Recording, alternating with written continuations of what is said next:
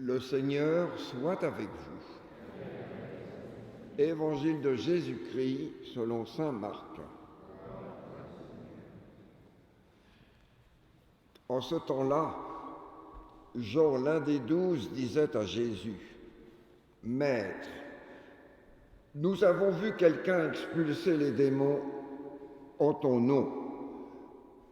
Nous l'en avons empêché, car il n'est pas de ceux qui nous suivent. » Jésus répondit : « Ne l'en empêchez pas, car celui qui fait un miracle en mon nom ne peut pas aussitôt après mal parler de moi. Celui qui n'est pas contre nous est pour nous. Et celui qui vous donnera un verre d'eau au nom de votre appartenance au Christ, amen, je vous le dis, il ne restera pas sans récompense. Celui qui est un scandale, une occasion de chute, pour un seul de ces petits qui croient en moi, mieux vaudrait pour lui qu'on lui attache au cou une de ces meules que tournent les ânes et qu'on le jette à la mer. Et si ta main est pour toi une occasion de chute, coupe-la.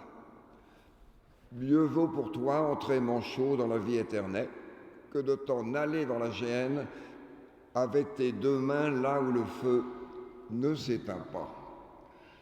Si ton pied est pour toi une occasion de chute, coupe-le.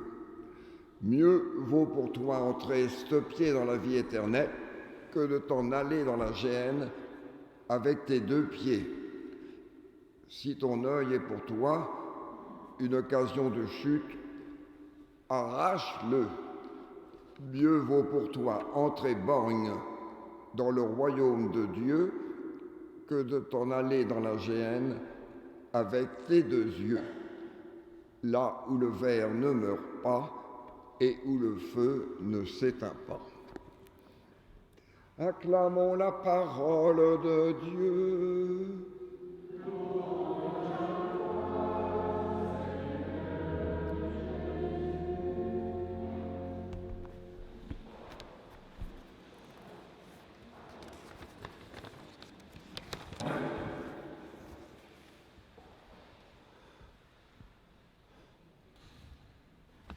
Je voudrais m'arrêter plus spécialement sur la première partie de l'Évangile en lien avec la première lecture que nous avons entendue. Oui, l'Évangile de ce jour, il nous montre les apôtres qui s'indignent parce que quelqu'un chasse les esprits mauvais au nom de Jésus alors qu'il ne fait pas partie du groupe. De quoi se mêle cet homme ? Il n'est pas des nôtres, il n'est pas de ceux qui nous suivent. Or, nous avons entendu la réaction de Moïse et de Jésus. Vous l'avez bien enregistrée, cette réaction.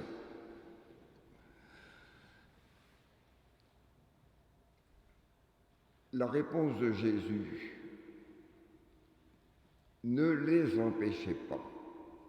Oui, ces hommes rendent gloire à Dieu.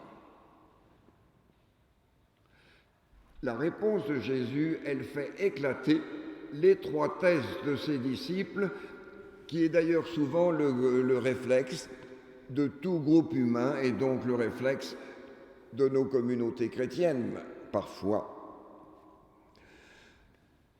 Qui n'est pas contre nous est pour nous. Jésus leur fait comprendre que personne n'est propriétaire du nom de Jésus. Personne n'est propriétaire de sa parole. Personne n'est propriétaire de son action au milieu des hommes. Personne n'est propriétaire de sa puissance de vie. Nous-mêmes, d'ailleurs, n'avons-nous pas parfois des réactions de propriétaires de Dieu?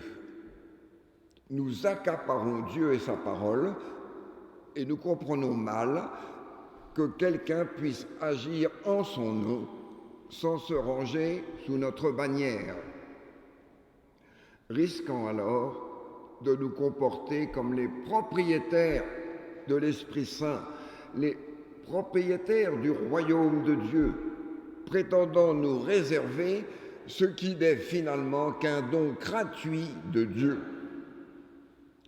Comme si, parce que Dieu nous avait fait la grâce, dans son amour, de le connaître et de l'aimer, nous devenions les possesseurs exclusifs de ce don.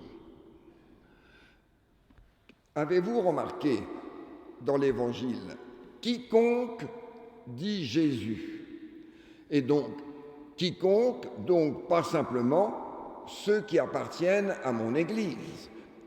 Quiconque donne un verre d'eau à celui qui a soif ne restera pas sans récompense. Bien entendu, reconnaître que l'Esprit de Dieu habite le cœur des autres n'enlève rien à notre conviction profonde que Jésus est véritablement l'accomplissement de tout être humain, de l'homme. Mais c'est une invitation qui nous est faite à vivre plus authentiquement notre foi. Et qu'est-ce que cela veut dire, vivre plus authentiquement notre foi? Vous savez, souvent, lorsqu'on rencontre des parents qui viennent faire baptiser leurs enfants et qu'on parle un petit peu, pourquoi voulez-vous faire baptiser leurs enfants? Pour qu'ils aient des valeurs. Et c'est très juste, si vous voulez. Mais je ne crois pas d'abord que la foi donne des valeurs. Elle en donne, bien sûr. Mais croire, c'est désirer suivre le Christ Jésus, marcher à sa suite. Voilà quelle est la foi authentique et qui vient bousculer nos vies. Non pas nous contenter d'accomplir certains actes moraux, mais de suivre Jésus qui va jusqu'à donner sa vie par amour. Une telle foi, alors, elle nous arrache à nous-mêmes de la jalousie, de la comparaison, pour la simple raison qu'au lieu de nous brancher sur nous-mêmes, cette foi, voilà qu'elle nous oriente totalement sur la personne à la suite de Jésus. Elle met en nous les sentiments qui furent ceux-mêmes du Christ Jésus et elle nous donne une véritable liberté intérieure. C'est ça qui est formidable dans le christianisme, cette liberté intérieure à laquelle nous sommes sans cesse invités pour suivre librement le Christ Jésus, notre Dieu qui se donne par amour. Oui, alors comme le Christ, nous nous réjouissons de ce qui ouvre les autres, eux aussi, à plus de vérité, à plus de sainteté. L'important n'est plus que nous soyons les seuls à offrir, pourrait-on dire, pour employer une expression un peu familière, la meilleure denrée. Mais la seule chose alors qui compte à nos yeux, c'est que l'Esprit de Dieu, l'Esprit de l'Évangile, il se répand sur toute la terre. Et qu'importe alors par quel chemin il viendra. Donc, en entendant cela, voici que nous sommes renvoyés à nous-mêmes, à la vie de nos communautés. Efforçons-nous d'être ces disciples missionnaires, ces témoins authentiques et fidèles du Dieu qui donne sa vie par amour, de sa parole, de son action au milieu des hommes, mais sans jamais oublier que le Dieu de Jésus-Christ, il est le Père de tous les hommes. N'est-il pas ce Dieu amour qui déborde les limites de nos appartenances religieuses, qui accorde la lumière de son esprit à toute personne de bonne volonté qui veut bien l'accueillir? Vous vous souvenez ce que dit saint Jean dans sa première lettre: quiconque aime est né de Dieu et connaît Dieu. Quiconque. Ce mot englobe, comme je le soulignais tout à l'heure, toute personne, indépendamment de sa culture, de sa religion, de son origine ou de son athéisme. N'est-ce pas alors une immense espérance pour notre humanité? Cette certitude de foi que la grâce de Dieu, elle va bien au-delà des frontières de nos religions, est une condition indispensable pour tout dialogue, et particulièrement le dialogue interreligieux. Notre pape François y insiste beaucoup. Un dialogue fructueux suppose toujours non pas d'abandonner ses propres convictions, mais de nous efforcer d'entendre ce que dit l'autre qui ne pense pas comme moi. Plus encore, il suppose que nous croyons que Dieu agit dans la vie de l'autre, qui exprime toujours un aspect de la vérité que nous avons tout intérêt à connaître et qui va enrichir notre propre manière de croire. Alors, pourquoi ne pas nous réjouir de voir l'esprit de Jésus, l'esprit de l'Évangile toucher bien des personnes qui ne sont pas chrétiennes? Pourquoi ne pas nous réjouir de ce que la parole libératrice de l'Évangile rejoigne des hommes et des femmes qui n'appartiennent pas à notre Église? Pourquoi ne pas nous réjouir de voir l'Esprit Saint agir dans le cœur de personnes qui sont peut-être loin de connaître le Christ? Et on pourrait dire qu'il en est également ainsi dans le domaine de la miséricorde. Il nous arrive, je ne sais pas si ça vous est déjà arrivé, mais de nous indigner parfois de la miséricorde de Dieu, en nous demandant comment certaines personnes bien répréhensibles dans beaucoup de secteurs de leur vie seront accueillis comme nous, qui nous efforçons d'être fidèles tous les jours. Est-ce que nous ne sommes jamais posé cette question un peu? Oui. Eh bien oui. La miséricorde de Dieu ne devrait-elle pas toujours être pour nous source d'action de grâce? Comment ne pas nous réjouir de ce que le cœur du christianisme est d'annoncer à chacun que sa propre histoire personnelle avec Dieu n'est jamais terminée, quoi qu'il ait fait. Quelle espérance extraordinaire, vous voyez. Annoncer à chacun, grâce en exprimant cette miséricorde de Dieu, que son histoire personnelle avec Dieu n'est jamais terminée, quoi qu'il ait fait.